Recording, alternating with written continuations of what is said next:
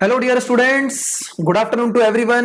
मैं रविंदर सिंह स्वागत करता हूं आप सभी लोगों का अड्डा 24/7 पर। और इस बेहतरीन सेशन के अंदर मेंसुरेशन की आज क्लास हम पार्ट 4 पढ़ेंगे भाई। तो लास्ट वीक हम लोगों ने 3 क्लास पढ़ी थी और आज जो है वो पार्ट नंबर 4 में आप लोगों के लिए लेके आया हूं। लेकिन उससे पहले एक बहुत ही इंपॉर्टेंट इंफॉर्मेशन मैं आपको देने वाला हूं। तो प्रशांत सिंह, दीनू कुमार, विमल, Sweety Kaushik, Dinu Kumar, Rahul Chakraborty ji, Lakshya Kumar, a very good afternoon to everyone. आप सभी बच्चों को वेरी गुड आफ्टरनून। और शुरुआत करते हैं क्लास की, क्योंकि इस क्लास का टाइम भी हमारे पास लिमिटेड होता है, तो बिना किसी टाइम को वेस्ट करे हुए क्लास की शुरुआत करते हैं। लेकिन उससे पहले आप लोगों को बता देता हूं कि अभी आपको अड्डा की तरफ से आज रात को 11:59 यानी 11:59 PM तक ही ये ऑफर वैलिड है, जिसको मैं काफी टाइम से जो है आपको बताता हुआ आ रहा हूं। 75% प्लस में 2% का आपको एक्स्ट्रा डिस्काउंट मिलेगा और डबल वैलिडिटी के साथ। यानी कि कोई भी अगर आप लाइव क्लासेस लेते हैं, परचेस करते हैं, या वीडियो कोर्स परचेस करते हैं, टेस्ट सीरीज अगर आप लेते हैं या ई बुक्स लेते हैं, तो जो उसकी वैलिडिटी होगी उसको डबल हो जाएगा। मिनिमम अगर हम बात करें तो लाइव क्लास की वैलिडिटी जो है वो आपके पास 6 महीने तक रहती है, यानी कि अब जो वैलिडिटी होगी वो 1 साल हो जाएगी। वीडियो कोर्स की वैलिडिटी 1 साल हो जाएगी। टेस्ट सीरीज बहुत ही इंपॉर्टेंट होता है आपके एग्जाम को क्रैक करने के लिए, तो टेस्ट सीरीज तो आप परचेस कर ही लो भाई, ठीक है। यानी कि बहुत ही कम रेट पर टेस्ट सीरीज जो है वो 1 साल की वैलिडिटी पे आपको मिलेगा। और यूज क्या करना है, कोड आपको Y240 कोड को अप्लाई करो और 77% का डिस्काउंट लो। और बहुत ही मिनिमम प्राइस ये रहेगा, आप अड्डा के ऐप पर जाकर या वेबसाइट पर जाकर आप इस चीज को चेक कर लीजिए और Y240 कोड को अप्लाई कर लेना। तो 12 महीने का सब्सक्रिप्शन, यानी एसएससी का जो नॉर्मल कोर्स होता है वो 6 महीने चलता ही चलता है। तो आप देखेंगे एसएससी के कोर्स में भी आप लोगों को जो लाइव क्लासेस है, वीडियो कोर्सेज है, या टेस्ट सीरीज है, या ई बुक्स है, उस पर 12 महीने का सब्सक्रिप्शन आपको मिल रहा है। लेकिन कोड क्या अप्लाई करना पड़ेगा, कोड अप्लाई करना पड़ेगा Y240। ठीक है भाई, चलिए। तो ये एक इंपॉर्टेंट इंफॉर्मेशन थी, जो भी आपके जो है बेसिकली एग्जाम को क्रैक करने में जो भी चीजें हेल्प करेंगी वो सारी की सारी चीजें आपको टाइम टू टाइम बता दी जाती हैं। तो आज आप लोगों की मेंसुरेशन की कौन सी क्लास है, आज मेंसुरेशन की आपकी 4th क्लास है। तो इसमें मैं आपको बताने वाला हूं, सबसे पहले हम क्या बात करेंगे, रेक्टेंगल के ऊपर बात करेंगे। चलो भाई, फटाफट से जितने बच्चे आ चुके हैं एक बार सेशन को लाइक और शेयर कर दीजिए और हम क्लास की शुरुआत करने जा रहे हैं। आज मैं आप लोगों को यहां पर सबसे पहले क्या पढ़ाऊंगा, रेक्टेंगल की इंफॉर्मेशन दूंगा। क्योंकि आपको पता है कि पिछले तीन पार्ट्स में हम लोगों ने ट्रायंगल, ठीक है, अगर मैं आपको बताऊं तो हम लोगों ने पिछले 3 पार्ट्स में क्या क्या पढ़ा, ट्रायंगल पढ़ा, उसके बाद हम लोगों ने स्क्वायर पढ़ा, फिर हम लोगों ने एक फिगर और पढ़ी जिसको हम बोलते हैं रोम्बस। ठीक है, रोम्बस थोड़ा टेढ़ा बन चुका है तो उसको सीधा बना देते हैं। तो आपका यानी कि 3 फिगर हमने पढ़ी, एक पढ़ा हमने ट्रायंगल, फिर हम लोगों ने स्क्वायर पढ़ा था, और फिर हम लोगों ने क्या पढ़ा था, रोम्बस। तो जितने बच्चों ने नहीं देखा है वो सारे के सारे पार्ट्स जो है वो प्लेलिस्ट में जाके जरूर देखिएगा, ताकि आप लोगों को इस चीज का बेनिफिट हो पाए। चलो भाई शुरू करते हैं रेक्टेंगल को। रेक्टेंगल यानी कि आयत, ठीक है भाई। चलिए, तो जितने बच्चे एक बार लाइव देख रहे हैं फटाफट से बता दीजिए, एनडीए सीडीएस का एक ही सिलेबस होता है क्या? नहीं बच्चे, एनडीए का बिल्कुल अलग सिलेबस होता है। सीडीएस का सिलेबस आपका जो है वो सिमिलर एफकेट के अकॉर्डिंग रहता है, क्योंकि एनडीए में जो मैथ्स होता है वो हायर लेवल पे पूछा जाता है, जो आपका 11th 12th का प्योर मैथ्स होता है। ठीक है, तो एनडीए का बिल्कुल अलग चलता है। ठीक है प्रशांत जी, चलिए मैंने आपको बता दिया है। सभी बच्चों को गुड आफ्टरनून, क्लास की शुरुआत करते हैं। देखो भाई, रेक्टेंगल जो होता है आपको पता है कि रेक्टेंगल यहां पर जो है, रेक्टेंगल के सभी एंगल कितने कितने डिग्री के होते हैं, 90 डिग्री के।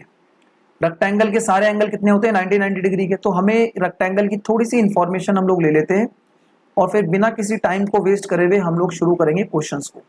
लेकिन एक बार कॉन्सेप्ट तो समझना जरूरी है भाई। देखो, बिना कॉन्सेप्ट के तो कुछ भी नहीं है। रेक्टेंगल के सभी एंगल क्या होते हैं, बराबर बराबर होते हैं, 90 डिग्री के। और रेक्टेंगल की आमने सामने की जो भुजाएं होती हैं वो भी क्या होती हैं, बराबर। तो हमें ये बात तो पता लग गई कि जो परिमाप होगा वो ये वाला L और ये वाला L और ये वाला B और ये वाला B, इनका सम होगा। इसीलिए आपका ऊपर लिखा हुआ है जो परिमाप है, पहला पॉइंट वो क्या है, 2 ब्रैकेट में लंबाई प्लस चौड़ाई, यानी 2 ब्रैकेट में L प्लस B। एरिया मैंने आप लोगों को पहले ही बताया हुआ है कि किसी भी फिगर का एरिया जो होता है वो क्या होता है, base into height, base into height होता है। अब देखो रेक्टेंगल का बेस कितना है, L, और हाइट कितनी है, B, इसलिए आप लोग याद भी रखते हैं कि रेक्टेंगल का जो क्षेत्रफल होता है वो कितना होता है, लंबाई गुणा चौड़ाई। अब अगली बात आती है इसके विकर्ण की, अगली बात क्या आती है, इसके डायगोनल की। ठीक है भाई, तो जितने बच्चे भी एक बार सेशन को देख रहे हैं फटाफट से सेशन को लाइक और शेयर कर दीजिए और ज्यादा से ज्यादा बच्चों को जोड़ दीजिए ताकि सभी को क्लास का बेनिफिट हो पाए। देखो यहां पर देखोगे कि रेक्टेंगल बन रहा है तो ये एल है और ये क्या है आपका बी। तो जो डीबी होगा वो पाइथागोरस थ्योरम के हिसाब से अंडर रूट में l square plus b square के बराबर होगा। और अगर आप लेते हैं यहां पर एसी तो एसी के लिए ये बी है और ये एल है, तो फिर दोबारा से पाइथागोरस थ्योरम लगा के ये भी कितना आएगा l square plus b square. इसका मतलब रेक्टेंगल के जो विकर्ण होते हैं वो इन दोनों के क्या होते हैं, बराबर होते हैं। तो इसलिए यहां पर विकर्ण एक ही लिखा हुआ है कि l square plus b square. तो ये जो बेसिक प्रॉपर्टीज हैं ये जानना जरूरी है, तभी आप जो है क्वेश्चन को सॉल्व कर पाएंगे। चलिए बच्चों यहां तक मेरी बात समझ में आ रही है, सभी को क्लियर हो गया। तो लंबाई स्क्वायर प्लस चौड़ाई का स्क्वायर अंडर रूट में होता है इसका विकर्ण, और विकर्ण दोनों क्या होते हैं, बराबर। अब आपको एक अगली बात पता होनी चाहिए कि रेक्टेंगल के साथ अगर हम बात करें तो हम लोगों ने ये रोम्बस तो पढ़ लिया है, अब हम क्या पढ़ेंगे, रेक्टेंगल के साथ पैरेललोग्राम। और पैरेललोग्राम क्यों पढ़ रहे हैं, क्योंकि रेक्टेंगल और पैरेललोग्राम में सिमिलरिटी होती है कि रेक्टेंगल के अगर एंगल को आपने चेंज कर दिया तो आप ये समझने की कोशिश करो कि जो मैं आपको पढ़ाने की यहां पर लेके जा रहा हूं मैं फिगर को कंपैरिजन कर रहा हूं, क्योंकि आपको पता है समांतर चतुर्भुज में आमने सामने की भुजाएं बराबर होती हैं। अगर ये एल है तो वो भी एल होगा, ये बी है तो ये भी होगा। इसलिए इसका जो परिमाप है वो रेक्टेंगल की तरह होता है 2 ब्रैकेट में एल प्लस बी। तो जो पैरेललोग्राम है वो रेक्टेंगल को अगर आप डिस्टर्ब कर देंगे एंगल तो पैरेललोग्राम बन जाएगा। और साथ साथ अगर हम बात करें तो अब अगर आप देखेंगे तो इसका जो एरिया है, इसका एरिया बच्चों दो तरीके से निकलता है। अगर मैं बीच में यहां पर एक डायगोनल डालता हूं, अगर मैं बीच में यहां पर एक डायगोनल डालता हूं, समझने वाली बात यह तभी आप क्वेश्चन को सॉल्व कर पाएंगे, ठीक है। नहीं बिल्कुल बिल्कुल इंग्लिश में क्वेश्चन है बच्चे, आगे आप थोड़ा सा वेट करिए, ये तो सिर्फ पिक्चर लेके आए हो, बाकी समझा आपको रही हूं, ठीक है।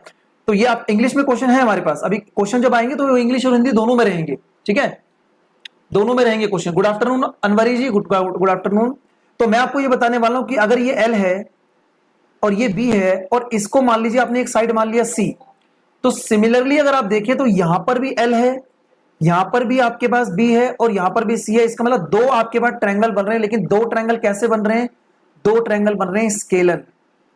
दो ट्रायंगल कैसे बन रहे हैं, स्केलन ट्रायंगल बन रहे हैं। इसका जो तो स्केलन ट्रायंगल का एरिया आपको पता है कि क्या होता है, एस माइनस एल, मतलब एक भुजा एल है, एस माइनस बी एक भुजा बी है, और एस माइनस सी एक भुजा दो है। तो ये तो एक ही ट्रायंगल का निकला, जबकि दो ट्रायंगल है, एक ट्रायंगल ये है और एक ट्रायंगल ये है, इसलिए इसको दो से गुणा कर देंगे तो एरिया पैरेललोग्राम का ऐसे निकलता है। या फिर आप पैरेललोग्राम का एरिया ऐसे भी निकाल सकते हैं कि अगर आपके पास एक पैरेललोग्राम है और पैरेललोग्राम में आपको अगर हम बात करें तो ए बी सी डी, मान लो ये एल है और ये बी है, तो आप पैरेललोग्राम का एरिया दोस्तों ऐसे भी निकाल सकते हो कि अगर आपने ए से एक हाइट डाल दी, मान लो ये हाइट है h1, तो आप बोलेंगे एरिया जो होगा वो बेस इंटू हाइट होता है, तो LH1 बोल सकते हो। ये बहुत इंपॉर्टेंट रिलेशन होता है, ये कई बार ज्योमेट्री में भी यूज होता है, जरा ध्यान से देखना आप, ठीक है ना। लेकिन कुछ आप में से ये भी बोल सकते हैं कि सर ए से हाइट आपने जो डीसी पे डाली, ए से हाइट यहां भी तो डल सकती है, तो बिल्कुल डल सकती है, इसमें कोई दिक्कत नहीं है, लेकिन ये हाइट क्या हो जाएगी, इसको नाम दे दो h2। तो अब इसका बेस कितना है b और हाइट कितनी है h2, तो b हो गया और ये कितना हो गया h2। तो इसको मैंने बराबर क्यों रखा, क्योंकि ये तो एक ही पैरेललोग्राम है, इसका मतलब ये रिलेशन भी आपको मिल जाता है कि L इंटू H1 बराबर B इंटू H2। तो एरिया आप बेस इंटू हाइट के हिसाब से भी कैलकुलेट कर सकते हैं। तो पैरेललोग्राम का एरिया दो तरीके से निकलता है, बेस इंटू हाइट या फिर हीरोज फॉर्मूला लगा के उसका डबल करेंगे, क्योंकि दो आपको ट्रायंगल मिल जाते हैं, एक ट्रायंगल मिलता है आपको ये वाला और एक ट्रायंगल मिलता है आपको ये वाला। उम्मीद करता हूं आप लोगों को यहां तक बात समझ में आ चुकी होगी।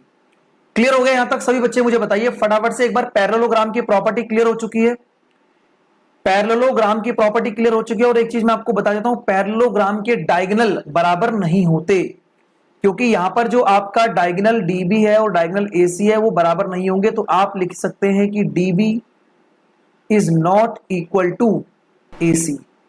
तो पैरेललोग्राम के डायगोनल क्या होते हैं, बराबर नहीं होते, जबकि रेक्टेंगल के डायगोनल क्या होते हैं, बराबर। पैरेललोग्राम का पेरीमीटर परिमाप और रेक्टेंगल का परिमाप बराबर होता है, एरिया निकालने का तरीका दोनों का अलग अलग होता है। क्लियर होगी बात सभी को यहां तक।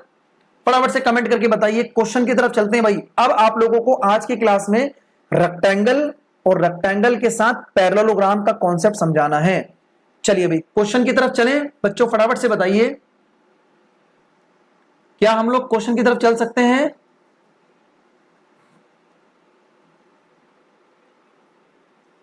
चलिए भाई, तो क्वेश्चन नंबर 1 जो है वो आपकी स्क्रीन पर लेके आते हैं। और देखो क्वेश्चन हिंदी और इंग्लिश दोनों में लिखा हुआ है। क्वेश्चन हिंदी और इंग्लिश दोनों में लिखा हुआ है, ठीक है।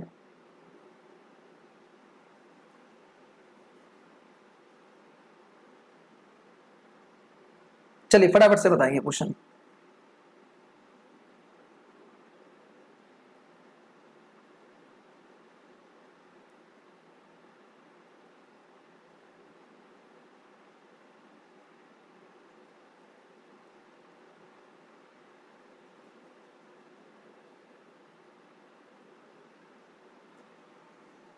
ठीक है भाई, चलिए फटाफट से बताइए क्वेश्चन। देखो जिसका मेंसुरेशन वी का बिल्कुल बेसिक से बताऊंगा। देखो क्वेश्चन में क्या बोला गया है, the length of the rectangle, यानी कि क्वेश्चन की तरफ आ जाते हैं भाई।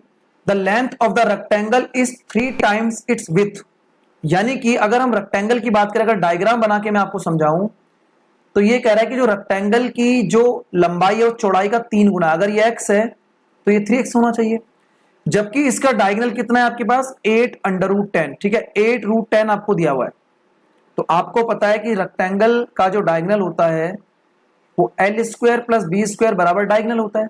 तो l कितना है, 3x का होल स्क्वायर, b कितना है, x का होल स्क्वायर, और डायगोनल कितना था आपके पास, 8√10।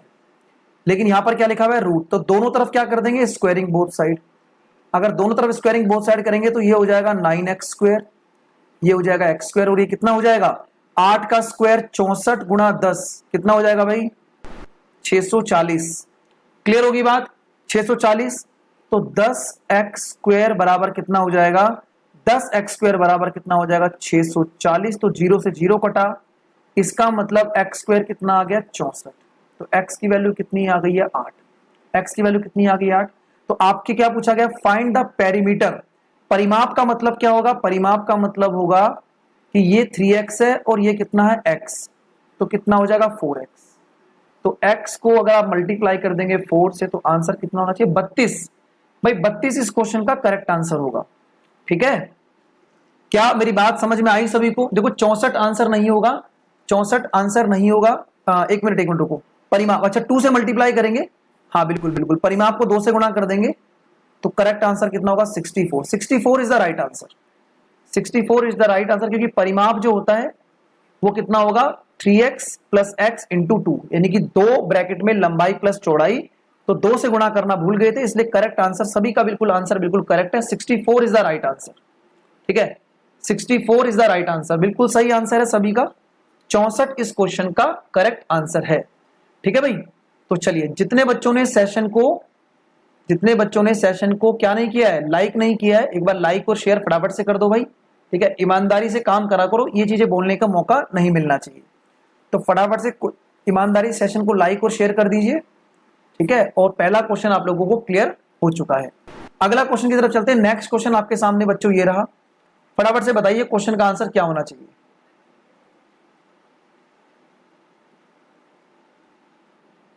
चलिए भाई, आसान सा क्वेश्चन है। One side of rectangular field is 15 metre and other diagonal is 17, find the area. तो आपको यहां पर जो है राइट एंगल ट्रायंगल के ट्रिपलेट्स की नॉलेज होनी चाहिए, जो कि मैं आप लोगों को लिखवा भी दूंगा। हालांकि मैं जितने भी सेशन यूट्यूब पे लिए हैं मैंने, अगर पुराने स्टूडेंट्स हो गए तो उनको पता होना चाहिए। रेक्टेंगल की लंबाई 15 है और इसका विकर्ण कितना है आपके पास, 17। तो अगर आपको ये लंबाई आपको पता लग गई और अगर आपको चौड़ाई भी पता लग जाए तो आंसर आ जाएगा। तो देखो यहां पर ना कुछ ट्रिपलेट होते हैं जो राइट एंगल ट्रायंगल की साइड को वेरीफाई करते हैं। जैसे कि अगर मैं बात करूं, अगर राइट एंगल ट्रायंगल की साइड एक 3 है, एक 4 है, तो सबसे बड़ी साइड क्या होती है, 5। एक साइड 6 है, एक साइड 8 है, तो सबसे बड़ी साइड 10 होती है। एक साइड 12 है, एक साइड 5 है, तो सबसे बड़ी साइड कितनी होती है, 13। उसके बाद चौथा पॉइंट होता है, अगर एक साइड आपके 15 है तो एक साइड 8 होगी, सबसे बड़ी साइड क्या होगी, 17। और पांचवा पॉइंट होता है आपके पास, अगर एक साइड 24 है, 1.7 है, तो सबसे बड़ी साइड क्या होती है, 25। तो ये 5 ट्रिपलेट्स जो है वो आप लोग क्या करेंगे, लिख लेंगे, स्क्रीनशॉट ले लेंगे और याद रखेंगे। तो जैसे ही मैंने देखा ये 17 है, ये 15 है, इसका मतलब बी की वैल्यू क्या होनी चाहिए 8, क्योंकि मुझे ट्रिपलेट पता होना चाहिए कि 15, 8 और 17 का क्या बनता है, एक ट्रिपलेट बनता है। ठीक है, तो बस लंबाई गुणा चौड़ाई बतानी है भाई। आसान सा क्वेश्चन था लेकिन ट्रिपलेट बेस्ड था, इसलिए आप लोगों को बता दिया गया। तो 120 मीटर स्क्वायर जो है वो इस क्वेश्चन का क्या हो जाएगा answer. 120 metre is the right answer. ठीक है, is this class is also for AFCAT. बिल्कुल बिल्कुल, एफकेट और सीडीएस के एग्जाम के अंदर ऑलमोस्ट जो है मेंसुरेशन पार्ट सेम होता है, इसलिए उन दोनों की क्लासेस को बिल्कुल सेपरेट कराया जा रहा है। ठीक है भाई, चलिए फटाफट से बताइए, यहां तक मेरी बात समझ में आ चुकी है सभी को? किसी भी विद्यार्थी को, किसी भी बच्चे को कोई दिक्कत, कोई परेशानी, फटाफट से कमेंट करके बताइए।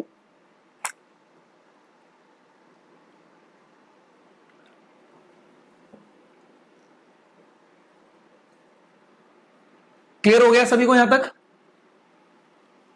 तो भाई ये ट्रिपलेट्स जो लिखाए गए हैं, इन ट्रिपलेट्स का स्क्रीनशॉट ले लो। ये मेंसुरेशन में ही नहीं, ये पूरे के पूरे आपके मैथ्स में काम आएंगे। जहां पर भी आपको राइट एंगल ट्रायंगल मिलेगा तो ये ट्रिपलेट्स आपको दिखाई देंगे, इसलिए ध्यान रखेंगे। ठीक है, चलो भाई अगला क्वेश्चन आपके सामने ये रहा। देखो बहुत बढ़िया क्वेश्चन है।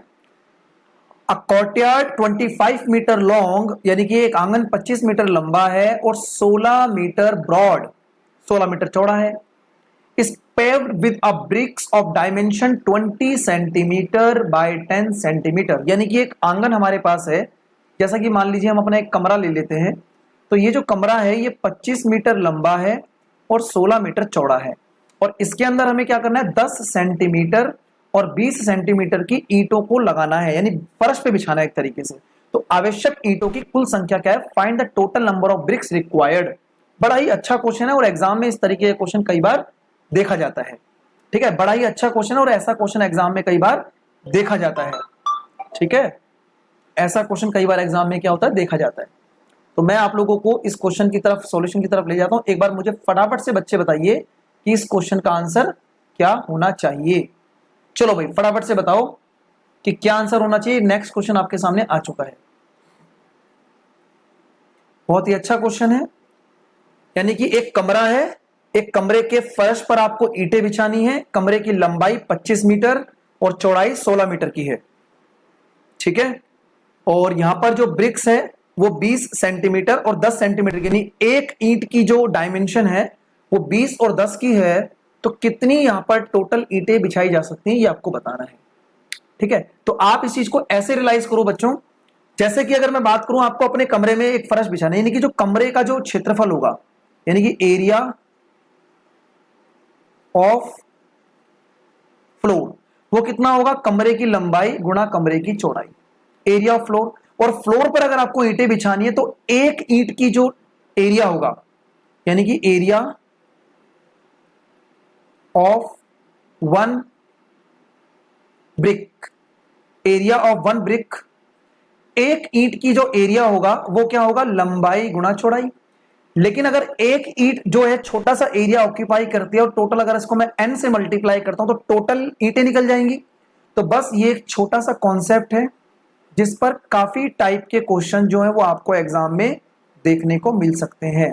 बोलो भाई क्वेश्चन रियलाइज हुआ? जैसे मान लो जिस कमरे में आप बैठे हो उस कमरे की एक लंबाई भी होगी और एक चौड़ाई भी होगी। ठीक है ना, तो लंबाई गुणा चौड़ाई यानी फर्श का क्षेत्रफल आ गया, और इसी फर्श पर आपको अगर टाइल या आपको ईंटें बिछानी है तो अगर एक ईंट की एरिया, एक ईंट का एरिया 20 गुणा 10 है, लंबाई गुणा चौड़ाई, तो टोटल n से मल्टीप्लाई कर दोगे तो पूरा का पूरा क्षेत्रफल कवर हो जाएगा। अब ध्यान से देखना कि ये 25 मीटर है और ये कितना है आपका 16 मीटर। n आपको निकालना है, ये 20 सेंटीमीटर है, तो सेंटीमीटर को मीटर में बदलने के लिए 100 से भाग करेंगे, इस 10 सेंटीमीटर को भी मीटर में बदलने के लिए 10 से भाग करेंगे। तो देखो ये सेंटीमीटर में थे, ठीक है, और ये आपका मीटर में था। तो बस आप कैलकुलेशन करनी है और आप आंसर निकाल सकते हो। जैसे कि आप देखोगे कि ये कटेगा 20 से, 20 पंजे 100, और 5 से कटेगा ये 5 दूनी 10। ठीक है भाई, उसके बाद 2 से काट दो इसको, 2 अट्ठे 16, तो 25 गुणा 8 कितना हो जाएगा 200, और 200 को जब आप 100 से मल्टीप्लाई करेंगे तो टोटल नंबर ऑफ ईंटों की संख्या कितनी आ जाएगी 20,000। तो काफी बच्चों ने बिल्कुल सही आंसर दिया था, लेकिन जिन बच्चों का इस तरीके के क्वेश्चन में कॉन्सेप्ट क्लियर नहीं था तो वो इस बात को अच्छे तरीके से समझ लीजिए कि क्वेश्चन को कैसे सॉल्व किया जाएगा। ठीक है, ये बेस्ट ड्यूरेशन सर 1 आवर करिए प्लीज। राहुल चक्रवर्ती जी ठीक है। 12th कंप्लीट करिए तो काफी सारे गवर्नमेंट एग्जाम निकलते हैं कनिष्क, ठीक है। आप अड्डा 24/7 का जो ऑफिशियल हेल्पलाइन नंबर है वहां पर भी कॉल करके आप काउंसलिंग कर सकते हैं, इसमें कोई दिक्कत परेशानी वाली बात नहीं है। जो भी आपको प्रॉब्लम होगी आप अड्डा 24/7 का गूगल पे टाइप करिए और ऑफिशियल नंबर निकाल के आप वहां पर कॉल करिए, आपको सारी की सारी इंफॉर्मेशन मिल जाएगी।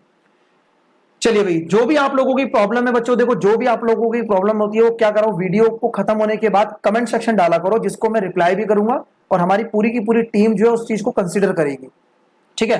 होप सो आप लोगों को ये क्वेश्चन जो है वो अच्छे तरीके से क्लियर हो गया होगा। अगले क्वेश्चन की तरफ चलते हैं। नेक्स्ट क्वेश्चन आपके सामने जो है ये रहा, फटाफट से इस क्वेश्चन का आंसर बता दो भाई। आसान सा क्वेश्चन है।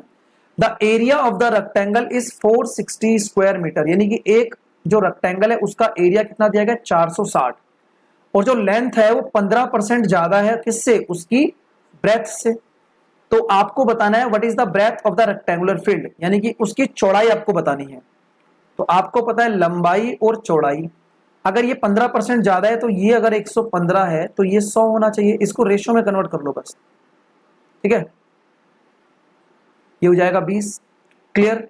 अब इसको एक काम करो, इसको 23x मान लो, इसको 20x मान लो, तो 23x गुना 20x का जो प्रोडक्ट है वो कितना है 460, क्योंकि लंबाई गुना चौड़ाई जो होती है वही आपका क्या होता है क्षेत्रफल होता है। तो 23 दूनी 46, ठीक है भाई। 20 से 20 कटा, इसका मतलब एक्स स्क्वायर जो है 1 के बराबर है, तो x की वैल्यू क्या होगी 1। और अगर x की वैल्यू 1 है तो आपसे क्या पूछा गया, ध्यान से देखना, लंबाई या चौड़ाई, आपसे पूछा गया चौड़ाई, इसका मतलब 20 को जब आप 1 से मल्टीप्लाई करेंगे तो आंसर कितना होगा 20। 20 इज द राइट आंसर। आप सभी बच्चे इस क्वेश्चन का आंसर बता सकते हो, उसमें कोई दिक्कत परेशानी वाली बात नहीं थी, ठीक है। 20 is the right answer of this question, ठीक है।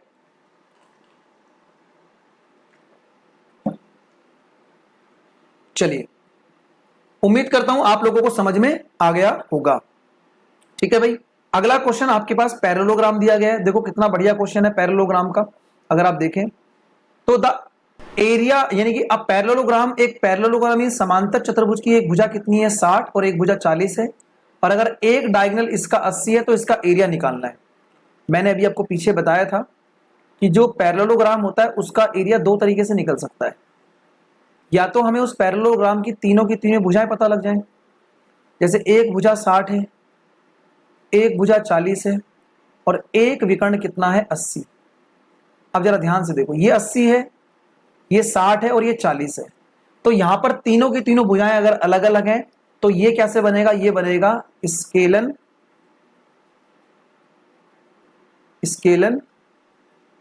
ट्रायंगल, ये बनेगा एक स्केलन ट्रायंगल। और अगर ये 60 है तो मैं एक बार आपको समझा देता हूं, अगर ये 60 है तो ये भी 60 होगा, और अगर ये 40 है तो ये भी 40 होगा। तो यानी कि यहां पर दो ट्रायंगल बन रहे हैं, स्केलन दो ट्रायंगल बन रहे हैं, यानी कि दो स्केलन ट्रायंगल बन रहे हैं। तो एक ट्रायंगल का एरिया निकाल के उसका क्या कर दो डबल, और डबल करोगे तो s minus l, s minus b और एस माइनस इसको ले लो सी, क्योंकि मैं इसको क्या मान लेता हूं सी मान लेता हूं, ठीक है ना। तो आराम से निकाल सकते हैं आप आराम से बिल्कुल। और एस क्या होता है, एस का मतलब अर्ध परिमाप, यानी तीनों भुजाओं का योग 60 प्लस 40 प्लस 80 डिवाइडेड बाई 2, तो कितना हो जाएगा ये 90। तो बस एस की जगह 90 डालो और एल की जगह कितना डालोगे, एक बार डालोगे 60, फिर एस की जगह 90, बी की जगह डालोगे 40, एस की जगह 90 और सी की जगह डालोगे 80। यही लिख रहा हूं बिल्कुल, है ना, ताकि बार बार स्टेप को बढ़ाना ना पड़े। और दो से क्यों मल्टीप्लाई कर रहे हैं, अच्छे से जानते हो, क्योंकि दो ट्रायंगल बन रहे हैं। तो 90, ये हो जाएगा 30, ये हो जाएगा 50 और ये हो जाएगा 10। अब देखो कैलकुलेशन में कैसे करता हूं और कैसे मैं इसको सॉल्व करके लेके आता हूं, जरा ध्यान से देखो। एक जीरो ये रही और एक जीरो ये रही, यानी कि 10 तो निकलेगा 90 और 30 से, क्लियर। एक जीरो ये रही और एक जीरो ये रही, और एक 10 और निकल जाएगा, यानी कि मैं इसको इस तरीके से लिख सकता हूं, थोड़ा सा और इसको हटा देते हैं और इसको इस तरीके से लिख लीजिए कि इन दोनों से एक 10 तो ये आ गया और इन दोनों से एक 10 जो है और बाहर निकलेगा।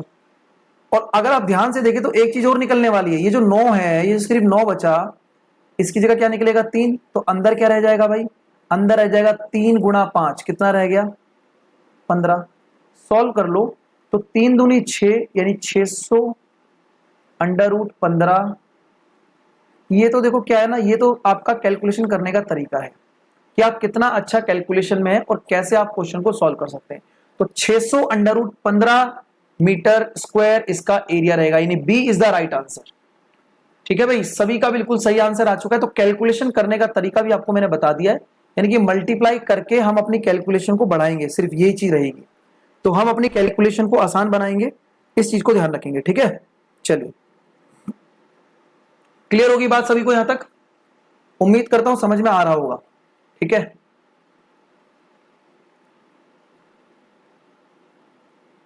चलो भाई एक क्वेश्चन और देख लीजिए, काफी बढ़िया क्वेश्चन है और ये रोम्बस का क्वेश्चन है जिसको मैंने लास्ट क्लास में डिस्कस भी किया था। ठीक है, OABC is a rhombus whose 3 vertex ABC lie on a circle।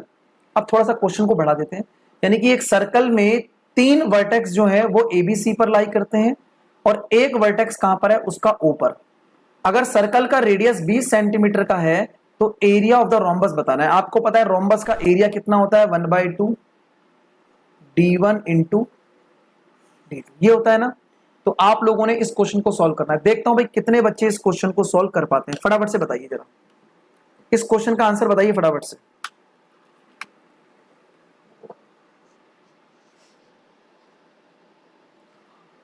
बताइए भी, बताइए फटाफट से।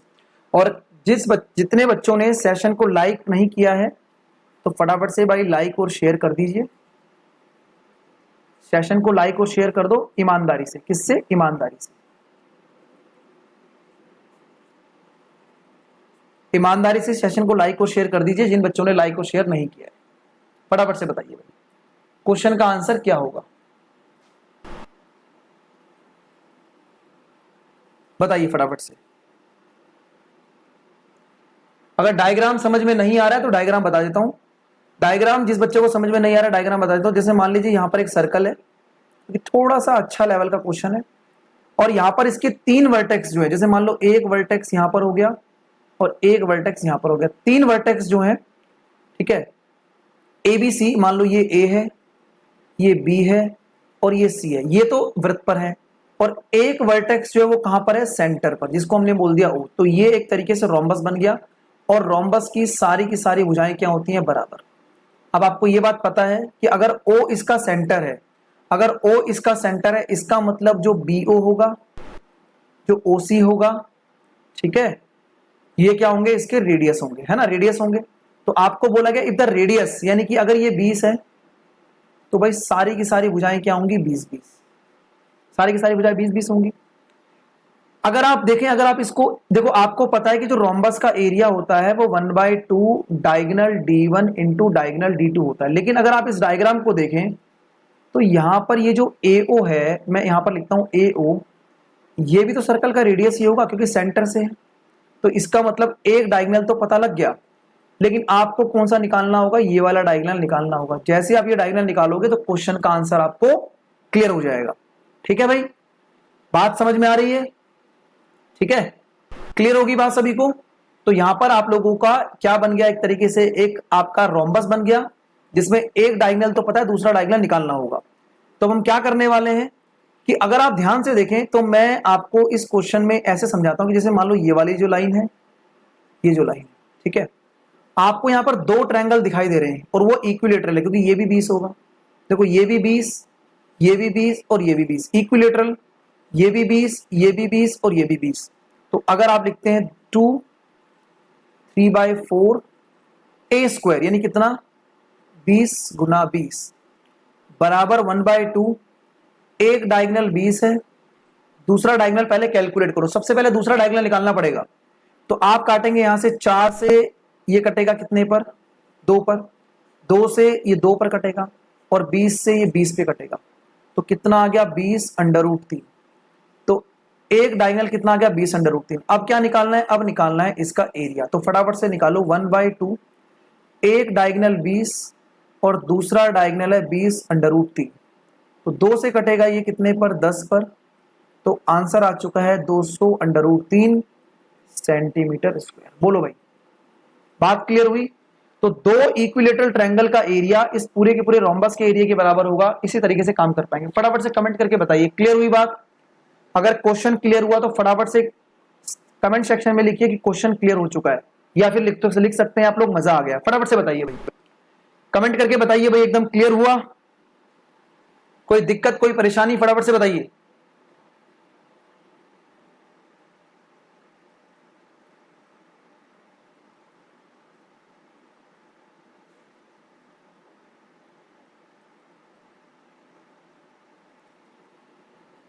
सभी को क्लियर हो गया क्वेश्चन एकदम?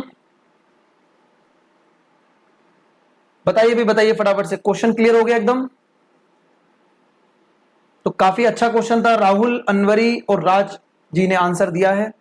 ठीक है भाई, तो बिल्कुल एकदम क्लियर हुआ है क्वेश्चन।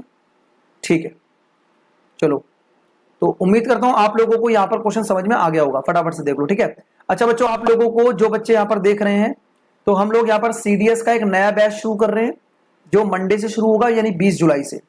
टाइमिंग इसका रहेगा 10 बजे से 1 बजे तक। लेकिन मैं आपको एक चीज बता देता हूं कि जो 77% का जो डिस्काउंट है वो सिर्फ आज के लिए ही वैलिड रहेगा।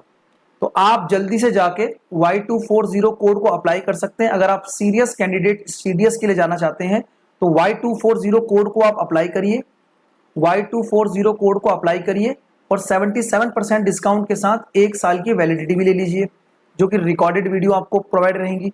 लाइव क्लासेस आपको रेगुलर मिलेंगी मंडे टू सैटरडे। ठीक है, क्लास जो रहेगी वो रहेगी मंडे टू सैटरडे, यानी सोमवार से लेकर शनिवार तक हम रेगुलर पढ़ेंगे। ठीक है, क्लियर होगी बात सभी को? ठीक है भाई, तो यहां पर जो है क्वेश्चन जो है, अच्छा एक बच्चा कुछ पूछ रहा है कि यहां पर क्वेश्चन में क्या बताया गया है ना, तो मैं आपको बता देता हूं कि क्या पूछना चाह रहे हैं। ठीक है, क्या पूछना चाह रहे हैं आप देख लेते हैं एक बार। हाँ, दूसरा डायगोनल कितना आ रहा है? दूसरा डायगोनल बेटा यहां पर कितना आएगा? 20 से 20 कटेगा तो 20√3 ही तो आएगा, और 20√3 को जब मल्टीप्लाई करेंगे तो कितना हो जाएगा? 200√3। बिल्कुल ठीक है एकदम क्वेश्चन, कोई दिक्कत नहीं है। ठीक है, तो उम्मीद करता हूं आप लोगों को आज का सेशन अच्छा लगा होगा और रेगुलर आप रहिए। और जो भी आपकी प्रॉब्लम है, देखो आप क्या करेंगे, कमेंट सेक्शन यानी ये वीडियो खत्म होने के बाद कमेंट करिए, और उसके बाद हमारी पूरी की पूरी टीम और सब लोग उस चीज को जो है कंसीडर करेंगे। ठीक है, तो अगली क्लास में आप लोगों से मिलते हैं। कल की क्लास में आप लोगों से मुलाकात होगी, जो है नेक्स्ट जो आपको फिगर पढ़ाऊंगा, और मेंसुरेशन के अंदर जो रेक्टेंगल और पैरेललोग्राम है इस पर अच्छे लेवल के क्वेश्चंस में कल की क्लास में आप लोगों के लिए लेके आने वाला हूं। ठीक है, तो जब तक आप अच्छे तरीके से मेहनत करिए, और ये बैचेस आप लोगों के सामने मैं यहाँ पर दिखाई रहा हूँ कि इस बैचेस का जो भी इंफॉर्मेशन आपको लेना है वो आप अड्डा की ऐप पर जाके ले सकते हैं। और अगर पूरी कंप्लीट इंफॉर्मेशन लेनी है तो आज 6:30 पर आप आ जाइएगा। इस बैच की पूरी इंफॉर्मेशन में देने वाला हूं इसी चैनल पर शाम को 6:30 बजे। ठीक है भाई, चलिए मिलते हैं आप लोगों से अगली क्लास में। तब तक आप लोग अपना ध्यान रखिए, ख्याल रखिए, अच्छे तरीके से मेहनत करते रहिए। ठीक है, हाँ, तो ये सेशन जो है 1 बजे से 1:30 बजे तक ही चलता है। ठीक है, चलिए आप लोगों से कल मुलाकात होगी। टेक केयर, बाय बाय, जय हिंद, जय भारत।